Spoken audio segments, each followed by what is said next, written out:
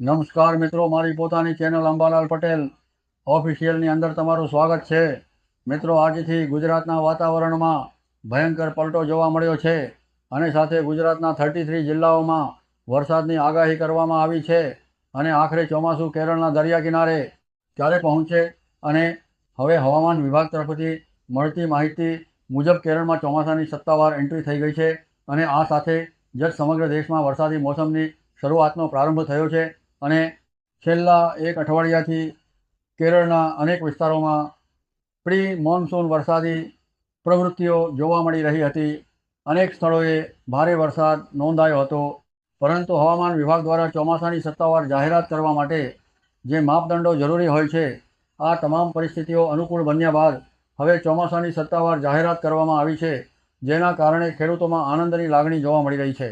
હવે સૌથી મોટો સવાલ એ ઊભો થાય છે કે કેરળમાં ચોમાસું પ્રવેશી ગયું છે તો ગુજરાતમાં તેની એન્ટ્રી ક્યારે થશે?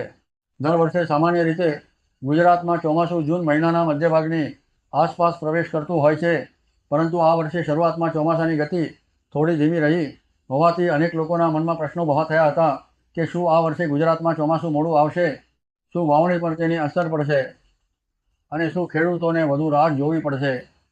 આ તમામ સવાલોના જવાબ વિશે આજે વિગતવાર વાત કરીશું। હાલની પરિસ્થિતિ જોવામાં આવે તો કેરળમાં ચોમાસું પ્રવેશી ગયા બાદ તેની આગળ વધવાની પ્રક્રિયા શરૂ થઈ ગઈ છે અને આગામી થોડા દિવસોમાં કર્ણાટક, ગોવા અને દક્ષિણ મહારાષ્ટ્રના વિસ્તારો સુધી તે આગળ વધે તેવી શક્યતા વ્યક્ત કરવામાં આવી રહી છે। હવામાન વિભાગના અનુમાન મુજબ જો વાતાવરણ અનુકૂળ રહેશે તો ચોમાસું ધીમે ધીમે પશ્ચિમ કિનારા તરફ આગળ વધશે અને ત્યારબાદ ગુજરાત તરફ તેનો માર્ગ ખુલશે। જોકે હાલમાં કેટલાક હવામાનીય પરિબળો એવા છે જે ચોમાસાની ગતિને થોડું ધીમી બનાવી રહ્યા છે। પશ્ચિમી વિક્ષેપોની અસર હજુ પણ ઉત્તર ભારતના કેટલાક વિસ્તારોમાં જોવા મળી રહી છે, જ્યારે બીજી તરફ સમુદ્રમાં મજબૂત સિસ્ટમોના અભાવને કારણે ચોમાસું ખૂબ ઝડપથી આગળ વધી શકે તેવી પરિસ્થિતિ હાલ સર્જાઈ નથી। આ દરમિયાન ગુજરાતમાં છેલ્લા કેટલાક દિવસોમાં પ્રી મોન્સૂન પ્રવૃત્તિઓ જોવા મળી રહી છે। રાજ્યના વિવિધ જિલ્લાઓમાં હળવાથી મધ્યમ વરસાદ નોંધાયો છે।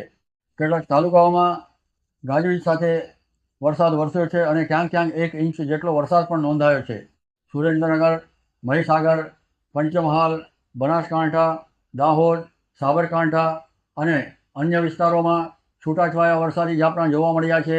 જો કે આ વરસાદને ચોમાસાનો વરસાદ કહી શકાય તેમ નથી। આ માત્ર પ્રી મોન્સૂન પ્રવૃત્તિઓનો એક ભાગ છે જે ગરમી અને ભેજના સંયોજનને કારણે સર્જાય છે।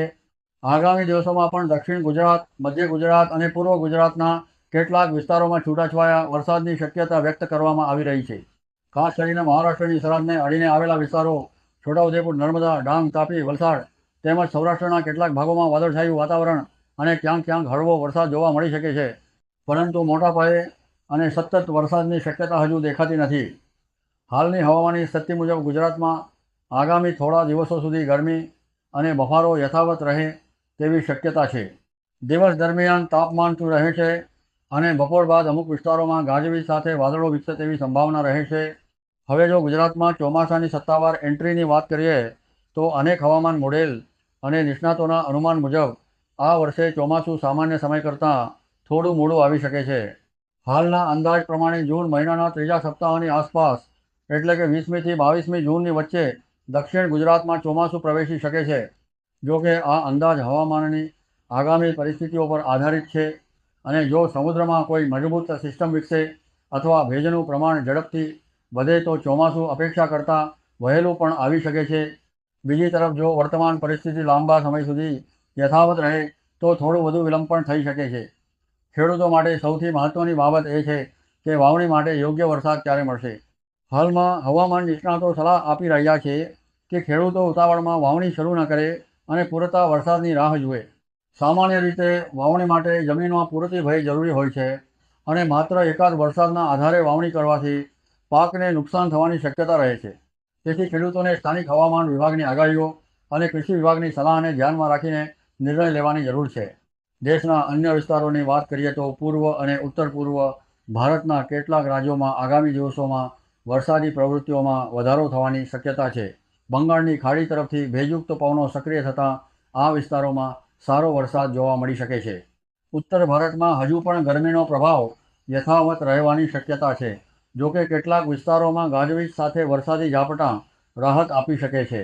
રાજસ્થાન, પંજાબ, હરિયાણા અને ઉત્તર પ્રદેશના કેટલાક વિસ્તારોમાં પણ આગામી દિવસોમાં હવામાનમાં ફેરફાર જોવા મળી શકે છે. જો સમગ્ર સિઝનની વાત કરીએ તો વિવિધ આંતરરાષ્ટ્રીય અને ભારતીય હવામાન એજન્સીઓએ આ વર્ષે સામાન્યથી સારા વરસાદની શક્યતા વ્યક્ત કરી છે. જો આ આગાહીઓ સાચી સાબિત થશે તો કૃષિ ક્ષેત્ર માટે આ વર્ષ લાભદાયક બની શકે છે. જોકે હવામાન એક ગતિશીલ પ્રક્રિયા છે અને તેમાં સમયાંતરે ફેરફારો થતા રહે છે. તેથી કોઈ પણ લાંબા ગાળાની આગાહીને સંપૂર્ણ નિશ્ચિત માનવી યોગ્ય નથી. તો મિત્રો, જો તમને માહિતી ઉપયોગી લાગી હોય તો વિડીયોને લાઈક કરો, શેર કરો અને ચેનલને જરૂરથી સબસ્ક્રાઈબ કરી દેજો. તો મિત્રો, ચાલો મળીશું એક નવા વિડીયો સાથે.